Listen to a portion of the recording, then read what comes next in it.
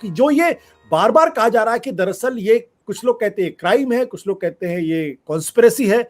आर्यन खान के बारे में कहा जाता है कि पूरा केस ही प्रिजम्पशन के ऊपर डिपेंडेंट है कि उसके कोई बरामदगी नहीं हुई है, उसके किसी दोस्त के पास बरामदगी हुई है, उसके आधार पे उसको जमानत भी नहीं मिल रही है और लगातार जेल में भी है और हाईकोर्ट जाना पड़ रहा है। आप इसको किस नजर से देख रहे हैं? क्या आपको लगता है इतना गंभीर मामला है कि उसको जेल में रहना चाहिए और उसको जमानत नहीं मिलनी चाहिए? आशुतोष जी, अगर आपको याद होगा कुछ चंद दिन पहले भी अपन ने इस कार्यक्रम में आपके साथ भाग लिया था और मैंने तब भी कहा था कि मैं अगर एक डेविल्स एडवोकेट भी बन जाऊं और ये मानूं कि ये एक कंजम्पशन का केस है तो भी ये एक बेलेबल ऑफेंस है। और इस बात को आगे बढ़ाते हुए इस जजमेंट में दो बड़ी अजीब बातें हैं। एक तो उस दिन भी मैंने आपको कहा था कि एक मैटर होता है फिजिकल पोजेशन का और दूसरा कॉन्शियस पोजेशन का। तो आर्यन खान पे ड्रग्स नहीं थी, लेकिन उनके दोस्त अरबाज खान के पास जूते में थी, तो जज ने माना कि ये कॉन्शियस पोजेशन है। लेकिन इस वजह से भी वो भी स्मॉल क्वांटिटी के दायरे में ही आती है।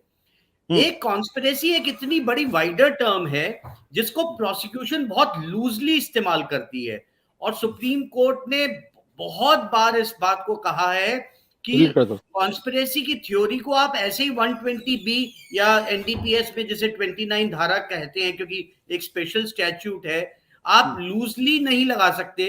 लेकिन prosecution initial stage of the investigation loosely लगा करके बड़े सब्सटैंटिव ऑफेंस की तरफ इशारा करके आपको बेल डिनाई करने की कोशिश करते हैं। इसमें क्या हुआ है कि किसी और के पास जब्त हुई है, वो इनके डिस्क्लोजर स्टेटमेंट से नहीं है। अगर उस व्हाट्सएप चैट, जो मुझे उसकी डिटेल नहीं मालूम है, अगर मैं मान भी लूं उस पे उसका नाम है, तो आप इतनी लंबी कॉन्स्पिरेसी के दायरे में ला करके उनको आप रोक बेल उनको ना बेल मिले, इसके लिए प्रोसिक्यूशन शुरू में काम करती है। इसमें बड़ी एक समस्या आती है एनडीपीएस के मैटर्स में। इनमें एफआईआर नहीं होती है, कंप्लेंट केसेस होती हैं। तो जो सजा 10 साल तक की होती है उसमें 60 दिन का समय होता है और कमर्शियल क्वांटिटी पे 180 दिन तक का टाइम होता है प्रोसिक्यूशन के पास अपनी कंप्लेंट सेशंस कोर्ट में, स्पेशल कोर्ट में फाइल करने का। उससे पहले अब आप सोचिए कि अक्यूज के पास क्या अवेलेबल है। अक्यूज के पास जो 2 पन्नों की रिमांड एप्लीकेशन प्रोसिक्यूशन उन्हें अपनी कस्टडी या जुडिशियल कस्टडी में भेजने के लिए जो 2 पन्नों का कागज दाखिल करता है कोर्ट में, उसके अलावा अक्यूज के पास और कोई मटेरियल नहीं होता बेल पे आर्ग्यू करने के लिए। तो शुरुआती दौर पे ये देखा गया है और इसमें ताज्जुब करने की आवश्यकता नहीं है कि सेशन कोर्ट से बेल नहीं हुई है। एनडीपीएस के तमाम मैटर्स में सेशन कोर्ट से बेल आमूमन तौर पे नहीं होती है और ये हाई कोर्ट से ही होती है। लेकिन मैं फिर एक बार दोहराऊंगा कि इस केस में एक बेलेबल ऑफेंस को नॉन बेलेबल ऑफेंस बनाने की कोशिश की गई है। बट विकास जी, मैं फिरदौस मिर्जा जी के पास जाऊं उसके पहले एक सवाल और आपसे मैं पूछ लेता हूं कि बरामदगी का नहीं होना क्या ये किसी को गिल्टी साबित कर देता है और ये मान लिया जाता है कि दरअसल ये तो ड्रग का कंजम्पशन करता ही होगा? नहीं, ये बरामदगी इसमें 2 टाइप की होती है आशुतोष जी, एक फिजिकल पोजेशन और एक कॉन्शियस पोजेशन है, जो सेक्शन 35 और 53 में एनडीपीएस एक्ट में आता है। फिजिकल पोजेशन तो कि आपकी जेब में है, आपके पास है, आपके बैग में है। और दूसरा एक होता है कि अगर आपके कमरे में किसी ने आके रखा हुआ है, भले ही वो आपके से बरामदगी ना हो, लेकिन उसकी अगर नॉलेज आपको एट्रीब्यूट कराई जाए। मैं तभी आपको कह रहा हूं, उसने लंबी चीजों में मीडिया में बहुत सारी चीजों का डिस्कशन हो रहा है, कॉन्शियस पोजेशन का, रिकवरी का, उसमें लंबी चीज पे ना जाने की कोई आवश्यकता नहीं है। कॉन्शियस पोजेशन भी एक मैटर ऑफ ट्रायल होता है, जो प्रोसिक्यूशन का degree of their onus to prove conscious possession is much higher than the accused. Accused के लिए फिर भी प्रिपॉन्डरेंस ऑफ प्रोबेबिलिटी है, लेकिन डिस्चार्ज ओनर्स प्रूव करने का प्रोसिक्यूशन पे मच हायर होता है, वो अभी स्टेज नहीं है। मैं तभी आपको उस दिन भी मैंने आपको कहा और मैं आज भी ये कह रहा हूं कि एक बेलेबल ऑफेंस को, क्योंकि ये स्टैट्यूट पेडलर्स, ट्रैफिकर्स, सिंडिकेटर्स के खिलाफ है। जो एक कंज्यूमर होता है उसको पार्लियामेंटेरियंस ने एक विक्टिम की नजर से देखा है और आज कई चैनल्स पे ये आया कि जी एक सख्त संदेश जाना चाहिए, युवा पीढ़ी को समझाना चाहिए। 2.5 करोड़ युवा शक्ति मैरिजुआना या और ड्रग्स का इस्तेमाल करते हैं, कुछ चंद हजारों लोग सिंडिकेट कार्टेल का करते हैं।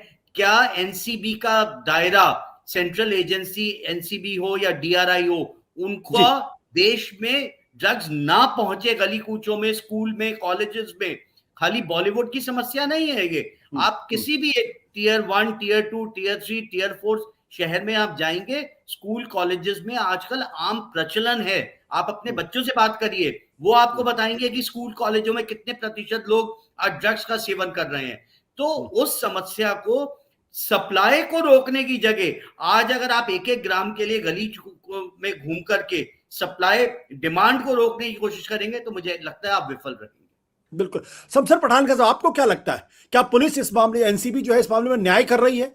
इसको किनारे कर दीजिए कि आर्यन खान शाहरुख खान का बेटा है, सेलिब्रिटी है, अगर कोई मामूली इंसान का बेटा भी होता, अगर इस तरीके से पकड़ा गया होता तो भी क्या इसी तरीके से कानून काम करता? या कोशिश ये होनी चाहिए कि भाई जो ड्रग जहां से आ रही उस सिंडिकेट को तोड़ा जाए, उसको पकड़ा जाए? ये तो बच्चे हैं, अगर आप हमारे और आपके घर के बच्चे बड़े आराम से इसमें वो हो सकते हैं, मैं उसको जस्टिफाई नहीं कर रहा हूं, लेकिन मेरा कहना है जो असली काम है, क्या वो काम कर रही है पुलिस, एनसीबी, या नहीं कर रही है? बिल्कुल नहीं कर रही है। मैं लॉ पॉइंट पे बात करूंगा मैं, बिकॉज मैं ऑलरेडी पुलिस खाते में काम कर चुका हूँ, रिटायर एसीपी हूँ मुंबई का। सबसे पहली बात तो ये कि जो तमाशा बन रहा है, ये तमाशा बहुत हास्यास्पद है पूरा। हम कहते हैं सत्यमेव जयते, सत्यमेव जयते, लेकिन ये फ्रेज अभी दिख रही है असत्यमेव जयते। देखिए, एनडीपीएस एक्ट के हिसाब से जो कन्फेशन जो होता है, किसी भी एक्ट के हिसाब में कन्फेशन किधर भी कोर्ट में वैलिड नहीं होता है, लेकिन इसमें सबसे मौकरी इसकी ये है कि पुलिस ऑफिसर के सामने अगर कन्फेशन है तो इनवैलिड, और एनडीपीएस का ये कन्फेशन एनसीबी के सामने वैलिड। ये तमाशा जो चल रहा है, कानून का जो खेल चल रहा है, ये बहुत बड़ा खेल चल रहा है। एनसीबी को जो बनाया गया है, उसका जो मोटिव है कि पूरे भारत में जो बड़े बड़े जो सिंडिकेट जो है, नार्कोटिक सिंडिकेट है, उनको क्रैक करे, इंटरनेशनल सिंडिकेट को क्रैक करे, इंफॉर्मेशन निकाले और बड़े बड़े सीजर करे। ये लोग चिंदी की तरह 1 ग्राम 2 ग्राम, जो मेरे कांस्टेबल काम करते हैं मेरे पुलिस स्टेशन में, एक वक्त में 100 200 ये ड्रग एडिक्ट को हमने रस्ते से उठा के लाके हमने कोर्टों में भेजा, और उसी दिन कोर्ट ने उनको बॉन्ड पे छोड़ा, बेल पे छोड़ा, या उनके पास से बॉन्ड लिख के लिया उसी दिन। इस केस में, आर्यन खान के केस में, जब एनसीबी ने खुद कहा कोर्ट में कि आर्यन खान से ड्रग रिकवर नहीं हुआ, अगर रिकवर नहीं हुआ तो किस तरह से कस्टडी इतनी देर दी जा रही है उसको? ठीक है, at the initial stage I can understand कि इनिशियल स्टेज था, लोअर कोर्ट ने उनको 2 बार कस्टडी दी, और कस्टडी के बाद में जब इंक्वायरी खत्म हो गई, और एक बात सुनिए आशुतोष जी, जब भी किसी आरोपी को अटक किया जाता है उसी दिन उसके घर की सर्च होती है, same day search is there, 1 घंटा भी वेट नहीं होता है। ये तमाशा कर रहे हैं, 12 दिन के बाद में शाहरुख खान के घर पे जाके सर्च कर रहे हैं। ये विक्टिमाइजेशन गेम है, एक पर्टिकुलर पर्सन को, एक पर्टिकुलर फैकल्टी को बदनाम करने की साजिश है, जो दिल्ली से रची जा रही है, और दिल्ली से ऑर्डर पूरे फॉलो और नीचे।